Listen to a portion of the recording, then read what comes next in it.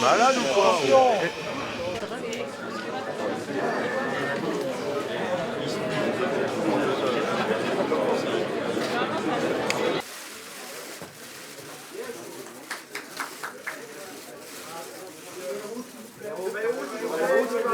S'il vous plaît.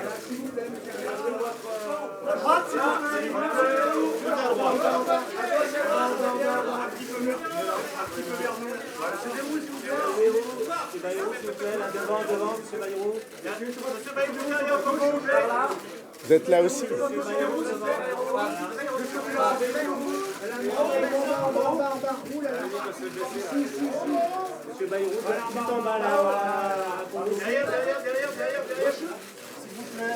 Bon, ben on va peut-être maintenant s'y mettre, si vous voulez bien.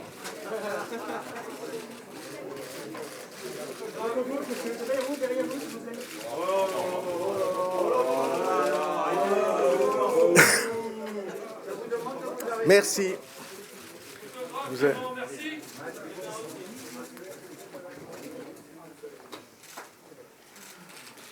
Merci.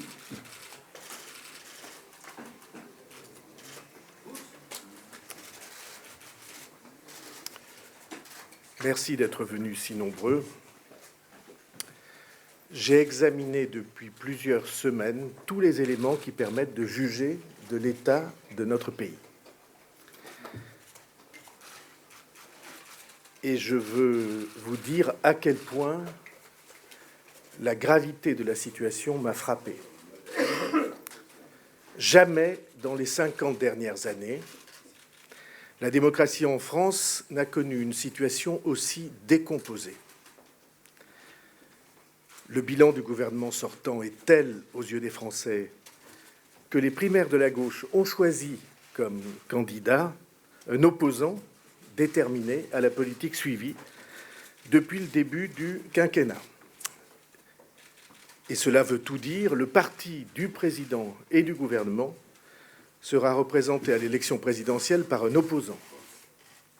À droite, le dévoilement des affaires révèle non seulement l'existence de privilèges et de dérives, mais ce qui est plus choquant encore, l'acceptation tacite et presque unanime de ces abus.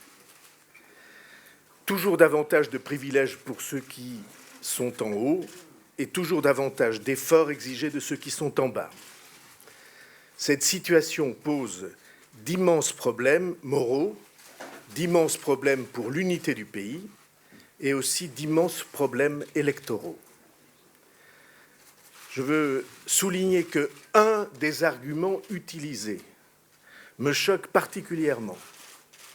Il est répété à longueur de temps que tout le monde fait ça. Et je veux dire ici que ce n'est pas vrai et que c'est une accusation infamante pour l'immense majorité des élus français. En fait, tout ce paysage politique électoral et toutes les candidatures posent des questions auxquelles les Français ne trouvent pas de réponse, au point que la majorité d'entre eux aujourd'hui affirment qu'ils ne savent pas pour qui ils pourraient voter. Un peuple qui ne croit plus à sa vie publique est un peuple en danger. Cette situation nourrit le pire des risques, une flambée de l'extrême droite qui fait planer la menace d'un danger majeur et immédiat pour notre pays et pour l'Europe.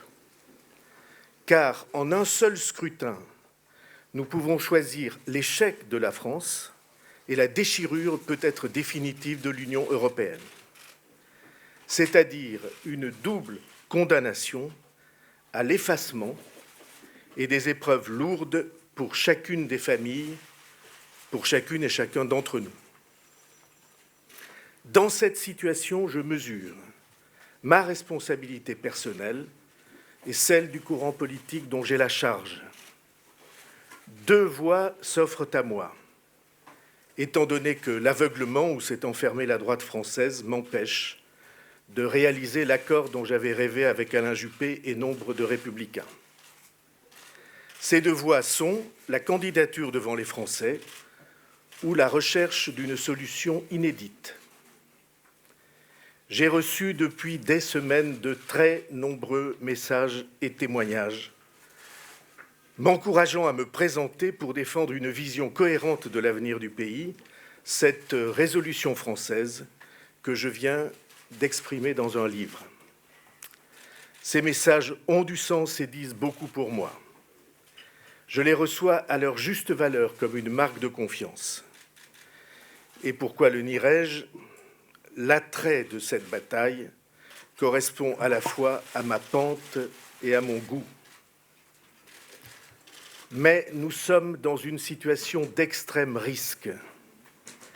Et à cette situation exceptionnelle, je pense qu'il faut une réponse exceptionnelle à la hauteur des périls qui menacent notre pays et notre État. Or, j'en ai la certitude, la dispersion des propositions et des suffrages ne peut qu'aggraver ces périls. Parce que le risque est immense, parce que les Français sont désorientés et souvent désespérés, j'ai décidé de faire à Emmanuel Macron une offre d'alliance. Je lui dis, le danger est trop grand, il faut changer les choses et le faire d'urgence. Unissons nos forces pour y parvenir. C'est sans doute un geste d'abnégation, mais ce sera aussi, je le crois, un geste d'espoir pour notre pays. Cette offre d'alliance comporte des exigences qui sont toutes d'intérêt général. La première de ces exigences, je veux qu'ils sachent que ce qui est attendu de cette majorité nouvelle par les Français et par nous-mêmes, le grand courant du centre français, c'est une véritable alternance, un vrai changement des pratiques et des orientations, et non pas un recyclage des pratiques antérieures. Deuxième exigence, je demande expressément que le programme qui sera présenté par Emmanuel Macron comporte en priorité une loi de moralisation de la vie publique, en particulier de lutte déterminée contre les conflits d'intérêts. Je refuse, comme j'ai refusé toute ma vie, que des intérêts privés, de grands intérêts industriels ou financiers, prennent la vie publique en otage. Je ne céderai rien sur la séparation nécessaire de la politique et de l'argent. C'est l'occasion ou jamais de l'imposer. Troisièmement, je souhaite qu'il soit clair que la France résistera à la pente universelle qui cherche à réduire sans cesse la rémunération du travail, indépendant ou salarié. La France, c'est une vision du monde, une vision de résistance à la loi du plus fort. La politique d'unité qu'il nous faut conduire fait toute sa place à ceux qui réussissent, mais elle doit protéger et entraîner et rassurer ceux qui sont maintenus en bas de l'échelle et leur offrir des chances de s'en sortir. Quatrièmement, il faut un changement pour notre démocratie pour que le pluralisme, qui est la véritable expression du pays, soit enfin respecté au sein de notre vie publique et au sein du Parlement. Je n'accepte pas, et des millions de Français avec moi, que les 2/3 des citoyens n'aient aucune représentation, alors que le tiers restant, les 2 partis qui gouvernent la France sans interruption depuis des décennies, trustent la totalité de cette représentation. Voilà la proposition que je fais. Cette alliance peut apporter au pays et elle peut apporter à ceux qui la forment. Emmanuel Macron est brillant, ses intuitions et son approche lui ont permis de réaliser une importante percée dans les sondages. Peut-être enfin le projet de dépassement des clivages que j'ai porté depuis 15 ans est-il à portée de la main ? Je n'ai pas l'habitude de renier mes rêves et mes objectifs. Je crois que cette alliance peut aider de manière décisive à faire entrer dans la réalité ce qui apparaissait à beaucoup impossible. Si nous y parvenons, nous pouvons faire de grandes choses ensemble pour un pays qui a besoin de croire à nouveau à quelque chose, à une voie nouvelle que la force des habitudes avait empêchée depuis 50 ans pour son plus grand malheur. L'enjeu de cette alliance, si elle se crée, c'est de rendre l'espoir aux Français déboussolés. Je veux y ajouter une note plus personnelle. Je crois que cette alliance peut être aussi une entente, d'homme à homme, de courant à courant. Nous avons des approches différentes, des expériences politiques différentes, des enracinements différents. La confrontation de ces visions et de ces idées, l'influence de l'une sur l'autre, la conviction des uns partagée avec la conviction des autres apportera à la campagne électorale et beaucoup aussi à l'aventure humaine qu'une telle campagne suppose et représente. Une majorité, cela se construit à partir d'histoires différentes, de familles politiques différentes, à condition qu'elles soient respectées en elles-mêmes et pour elles-mêmes, avec toute leur identité, toutes leurs armes et tous leurs bagages. Voilà le parti que j'ai pris. J'ai toujours été du côté des rassemblements quand le pays est en difficulté ou en danger. J'ai la conviction qu'il sera impossible, après l'élection présidentielle et les élections législatives, de gouverner la France sans d'importants efforts de coopération et de travail en commun des grandes forces démocratiques de la droite républicaine jusqu'à la gauche réformiste, en passant par le centre indépendant. En faisant cette offre d'alliance, c'est cette nécessité du rassemblement que j'ai présente à l'esprit comme un horizon nécessaire pour notre pays. Je suis heureux de pouvoir montrer aujourd'hui, autrement que par des mots, que l'heure exige que nous dépassions nos intérêts personnels et partisans pour construire l'avenir que la France mérite. Je vous remercie.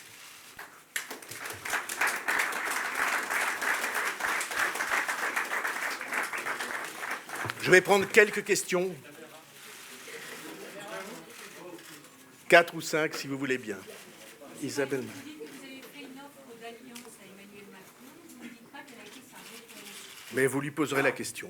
Je fais devant vous une offre d'alliance. Non, c'est Nadège Buljac qui a la parole. Merci. Vous disiez il y a quelque temps que M. Macron n'était pas prêt pour la présidence. Qu'est-ce qui vous a fait changer d'avis? D'abord, je ne suis pas sûr d'avoir prononcé cette phrase comme vous le dites. Il sera peut-être prêt dans 15 ans. Vous disiez. Non, c'est un autre drame qu'il était des forces, qu'il était un produit des forces de l'argent. Mais si vous lisez attentivement ce que j'ai exprimé comme exigence, alors vous trouverez que cette question de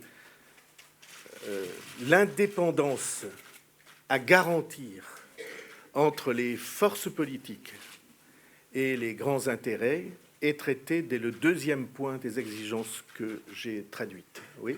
Monsieur le Président, pourquoi vous n'avez pas besoin de M. Macron pour... vous avez une voix royale devant vous.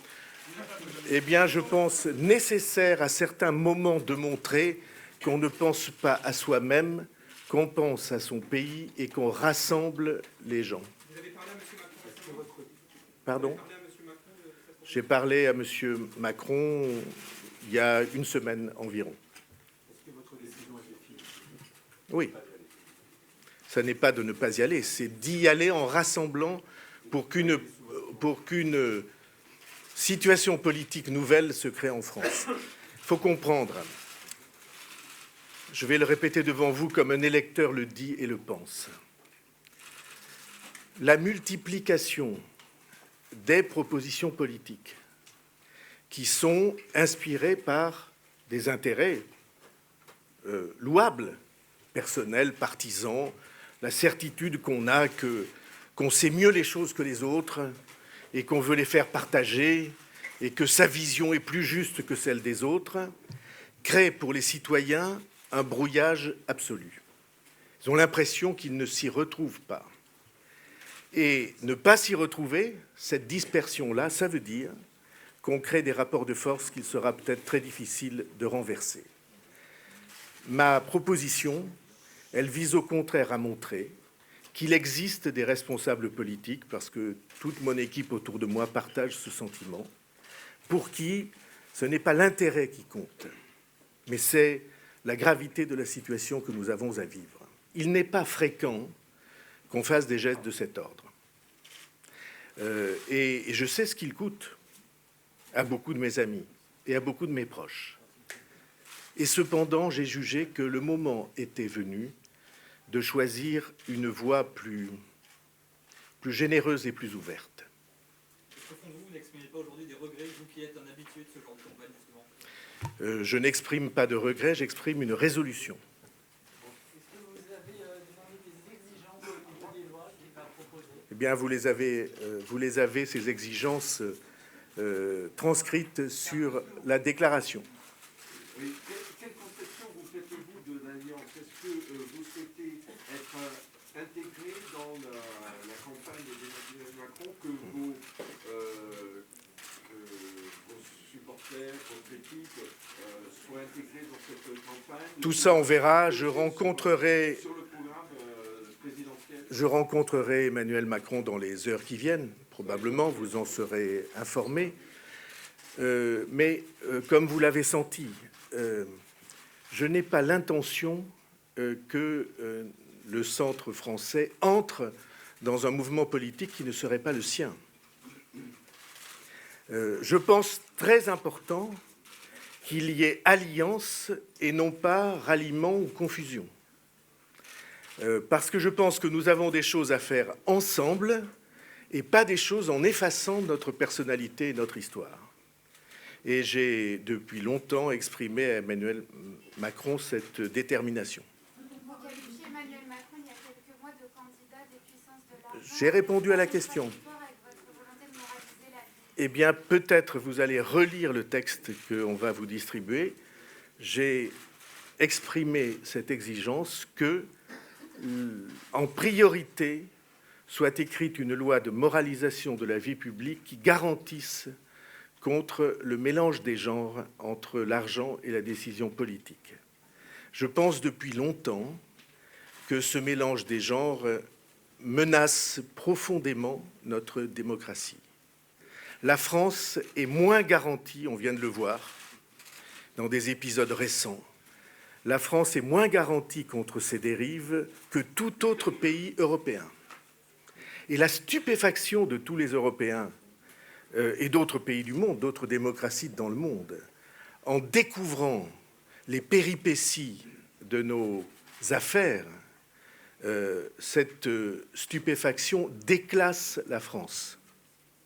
Ça provoque à l'égard de la France une vague de condamnation et de moquerie dont je considère qu'elle est aujourd'hui un accident national. Et donc, j'ai exprimé par ce texte la volonté qui est la mienne de voir rédiger en priorité une loi qui garantisse contre le mélange entre politique et argent.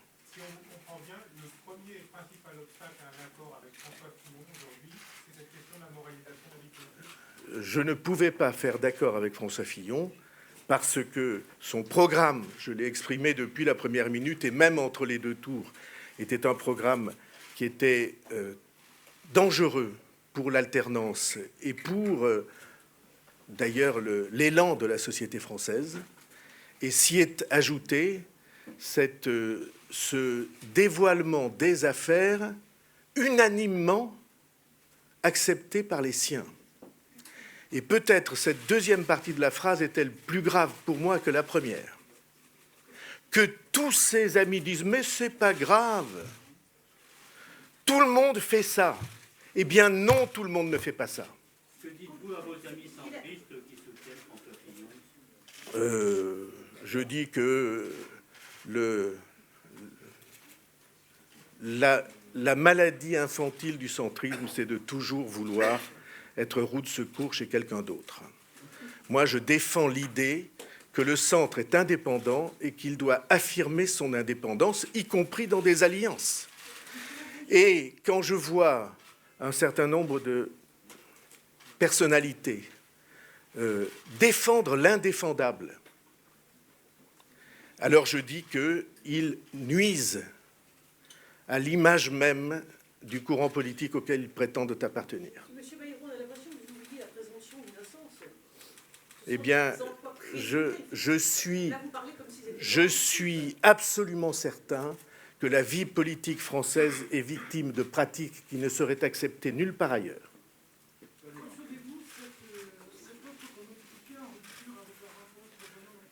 Non, je n'ai jamais été partisan des tickets.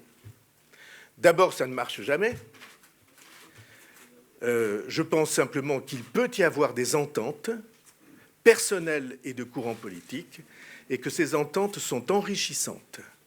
Mais il n'y a qu'un président de la République, et ensuite s'organise la vie politique autour de lui. J'ai largement traité de ce sujet dans ce livre qui s'appelle « Résolution française » et dont j'espère que des éléments importants seront pris en compte à l'avenir. Oui. Considérez-vous que l'on puisse qualifier la colonisation de crime contre l'humanité et dans un autre domaine que la manif pour tous ait été humiliée pendant le quinquennat de François Hollande? J'ai exprimé à Emmanuel Macron lui-même mon incompréhension de l'utilisation de cette phrase. Je parle de crime contre l'humanité. Parce que je pense que c'est une phrase blessante pour beaucoup de Français et qui ne correspond pas à la vérité historique. Comme vous le savez, le crime contre l'humanité est imprescriptible et c'est un crime qui vise à faire disparaître de la surface de la Terre une partie de l'humanité.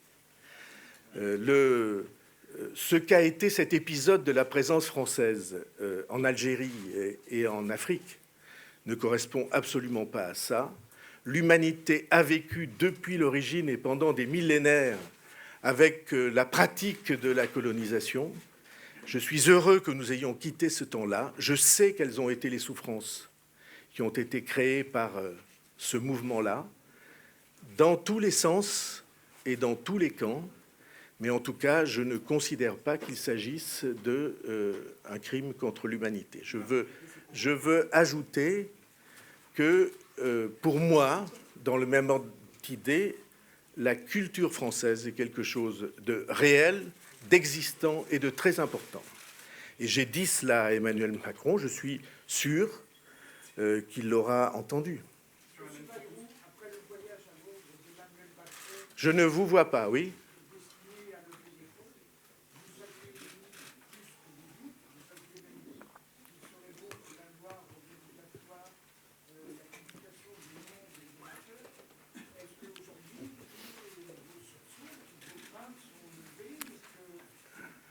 Mes craintes seront levées dès lors que nous aurons inscrit dans la loi l'interdiction d'un certain nombre de pratiques, et je me considère comme garant de ce changement.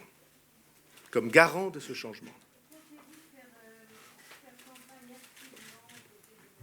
Je fais toujours campagne activement, et je fais campagne activement sous mon propre...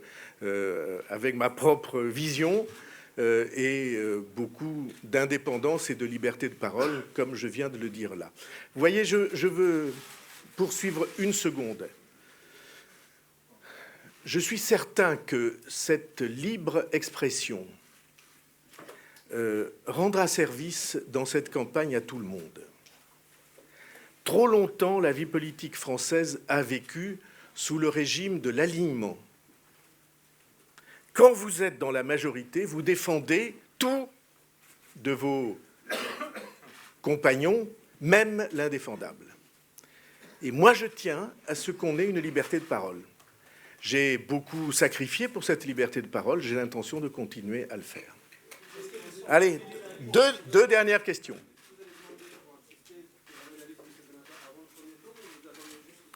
Non, je dis que je veux qu'on travaille à une loi pour que tout soit clair dans cette affaire. Il va y avoir une déception de vos militants. Oui, peut-être même de beaucoup de mes proches. Peut-être même d'un grand nombre de Français qui attendaient, en l'exprimant ou sans l'exprimer, une proposition politique nouvelle. Peut-être même que pour moi, c'est un sacrifice. Mais je considère qu'il y a des moments où il faut faire des gestes qui montrent la gravité de la situation et jusqu'où on est prêt à aller pour en sortir. Monsieur Belli, la grande presse des Pyrénées, si vous permettez, un des principaux organes de la grande presse des Pyrénées.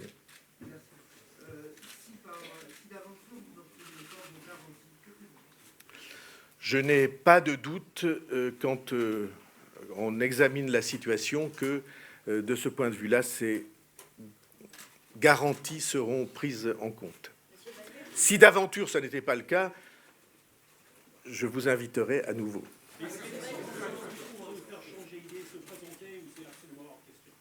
Non, je considère que le choix que j'ai fait est un choix fondateur d'une ère nouvelle de la politique française. J'ai cherché toute ma vie, pendant 15 ans au moins, à faire naître un équilibre politique du pays qui permette de faire travailler ensemble des gens qu'on présentait comme étant de camps différents.